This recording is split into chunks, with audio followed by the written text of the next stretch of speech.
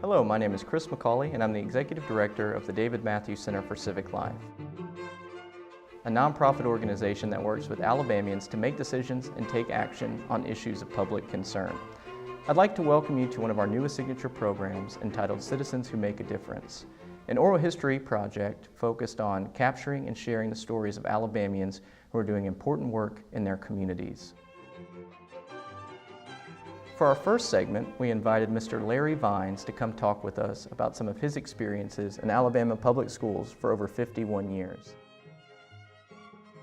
I got an opportunity to meet Mr. Vines at the NAME conference at the University of Montevallo this past spring. His presentation was very engaging and informative, and I thought truly embodied the idea of civic and community engagement. And we'd now like to welcome Mr. Larry Vines. Larry, thank you for coming today. Will you tell us a little bit about yourself, your educational background, your professional background, and really what led us to meet at the NAME conference a few months ago? It was a real pleasure to be there and to be invited to make a presentation. I've had about 10 or 11 years of college. I received a bachelor's degree in education from the University of Athens, Athens State University, some years ago, and then a master's degree from the University of Alabama in the area of counseling services and school administration, 3.5-year program. And then I went from there to the University of Alabama in Birmingham, where I received the EDS, that's the Specialist in Education, and the CASC is the equivalent to the EDD. And desegregation was the main issue of concern in all the schools within the state of Alabama, probably in the Southeast as well, which is one reason why what I needed to learn about schools was not learned in the colleges. It was learned on the battlefield. As you were preparing for your first job in education after school, what were your thoughts on engaging the community through the school, bringing the public into the public schools and engaging parents and citizens in general in public education? I didn't really know too much about getting the public involved in that first year. That first year, you just have to get yourself mentally ready and understand your responsibilities and take care of all the paperwork. But then as time moved along, I began to realize that if I was really going to be effective, I had to show the kids that I really, truly cared about them and was interested in their future and in their now. How did you reach out to folks in the community? Who were some of the folks that you worked toward building relationships with, maybe made some decisions together and took action toward really working to keeping the community engaged throughout? The necessity for having your entire community represented in the school was essential if that school was going to be effective. And what we did was went out and got all the members of the community that had businesses. We went to the churches. We went to not just one church, but all churches.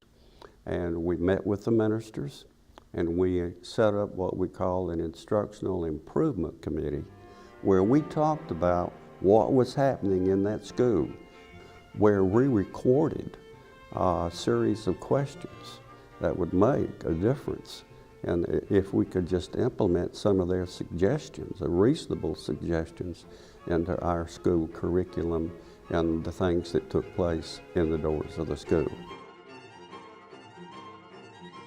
Back then, security was an issue, and we had to be very cautious about who we let in, and we had to have identification so that we would make sure that the right person was the proper person to be in the building. And the security question that I have, or a question I have related to security, is also related to relationship building, because you work toward building trust and building relationships with the local police force and encouraging them to spend time in the schools, not necessarily in an enforcement capacity, but giving them an opportunity to spend time with you in your office, eat together.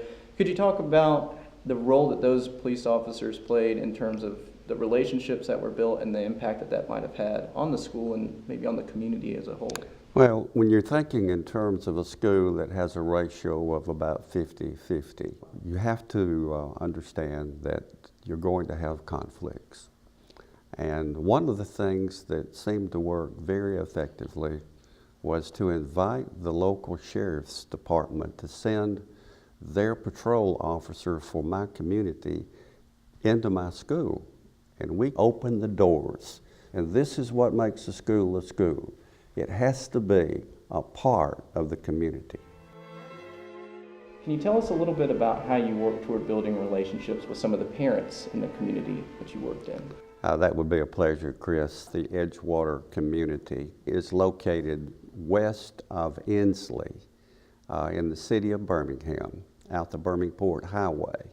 It's a mining camp where they did coal mining. There's a white camp, and then there's a black camp where they also were their contributors, and that was how they had their food, how they paid their bills. And it is actually a community, a small town. Edgewater had an elementary school as well as a middle school. The middle school was located in the black community, the elementary school was in the white community. I was driving through the black camp. I'd been over to the white camp, and I, to my surprise, saw a student on his bicycle, and he had had a wreck. He was cut up pretty bad because he landed in rocks. And I had to crawl down into the hole to get him out, pick him up. I had on a white shirt and it was basically new, and I just didn't care. I just picked him up because I knew he needed some help. And I said, "Can you talk to me?" And he said, "Yes, sir." He said, "Let me show you where I live." And he was crying very emotionally when I talked to him about this. And I put my arm around him and I said, "Look, it's going to be okay. We're going to get you some help." And drove him to where he said was his home. And I knocked on the screen door. The mother came and she just, "Oh my gosh, what is wrong with my son?" And he was bleeding pretty bad. And so we laid him down on an old dusty sofa. And one of the things she said was, "Can you tell me who you are?" And I said, "Yes, ma'am. I'm the new school principal.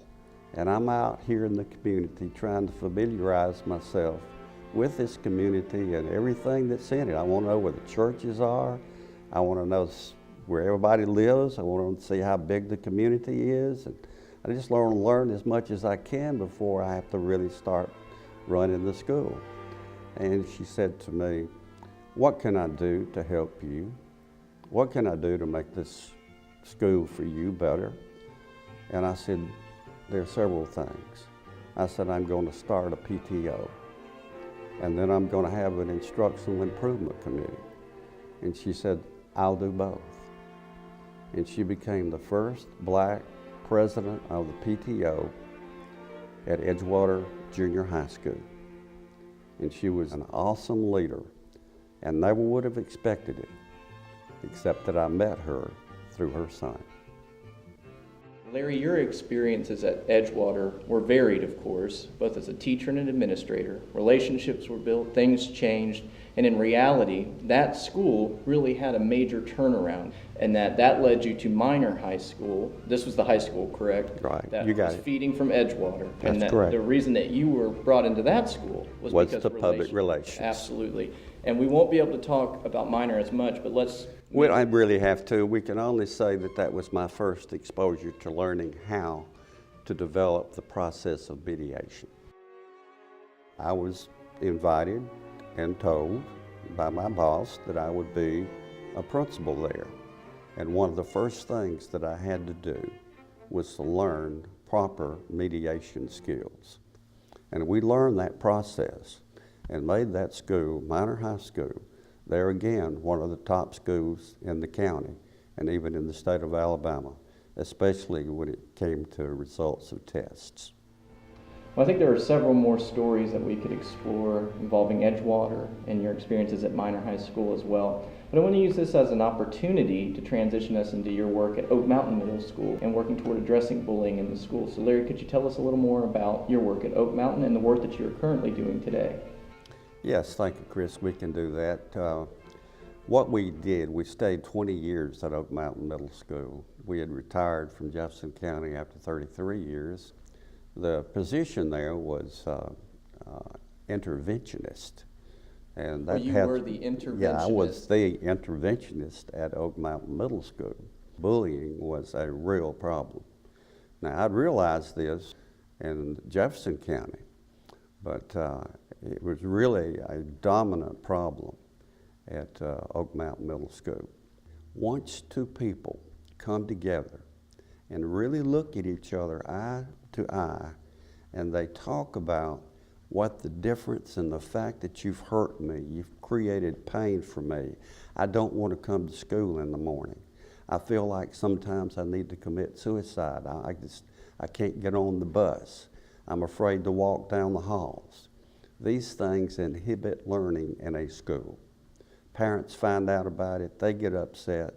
We have to have some process that is developed in the school that can deal with these kind of problems and do it in an effective way. And I did the best job I could in developing what I think is one of the most effective methods that can be used by a teacher, by a counselor, by an administrator, and simply by anyone that's interested in trying to make the school a better place. Larry, as we reflect on your experiences in Edgewater, as well as at Minor High School and Oak Mountain, how would you define civic and community engagement? Civic and community engagement is very significant to me. I find that all of our communities have different kinds of people with different beliefs, different attitudes, different levels of education, different levels of comprehension, different levels of perception about anything that happens around their life, in their life, and that affects their life. One of the things that I have realized over the years is we cannot judge someone else. I like to use the word love. We're all here in this life form, on this earth. We need to learn to understand each other. We need to stop being prejudicial when it comes to someone's language or someone that looks different or acts different. We need to open the door in this form of life and accept the community that makes up what a community is, and that's everyone. We need to learn to share and do away with the bigotry and the anger and the hatred and the frustration. We've got to move to a place where we can sense value in all people and love for everyone. I'm a kernel in the sand on the beach of life. I know I'm preaching, but I'm just a kernel. And I want those other members of my circle that are on that beach, those other little kernels of sand, to be influenced in some way by what I have done with the years that God has given me in this life form.